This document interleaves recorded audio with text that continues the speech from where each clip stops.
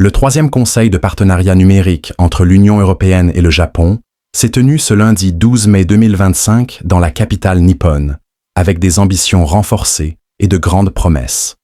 Dans un monde où la technologie est devenue une arme d'influence, les deux blocs économiques cherchent à s'imposer comme des acteurs incontournables, tout en promouvant une approche fondée sur leurs valeurs communes, pour mieux lutter, ainsi, contre la puissance des États-Unis et de la Chine.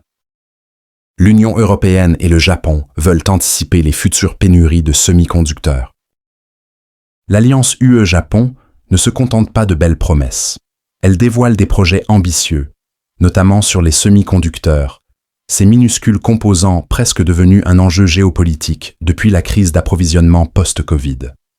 Dans le détail, les deux partenaires viennent de s'engager à mettre en place des mécanismes d'alerte précoce pour éviter de futures pénuries. Le projet 6G Mirai Harmony, dont nous parlions il y a quelques jours, avec un Ericsson très présent en France, illustre parfaitement la collaboration entre l'Europe et le pays du soleil levant. Au-delà de la 5G encore en déploiement, l'UE et le Japon travaillent déjà sur la génération suivante des réseaux de télécommunications. Leur objectif ? Développer des infrastructures alimentées par l'intelligence artificielle, ou AI native, pour des communications centrées sur l'utilisateur.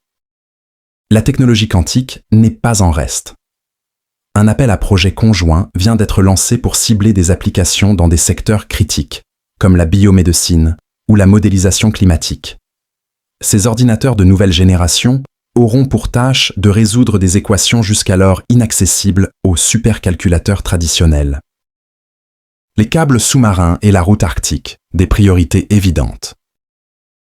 Derrière ce rapprochement technologique se cache une vision géostratégique qui ne laisse que peu de place au doute. Il est plus important que jamais d'approfondir nos travaux sur les technologies de base afin d'assurer la compétitivité mutuelle, souligne Henna Virkkunen, la vice-présidente exécutive chargée de la souveraineté technologique européenne. L'infrastructure numérique mondiale fut aussi au cœur des discussions ce lundi. Les câbles sous-marins, véritables artères du web mondial et touchés par différentes opérations malveillantes, notamment en mer Baltique, ont toute l'attention particulière de l'UE et du Japon.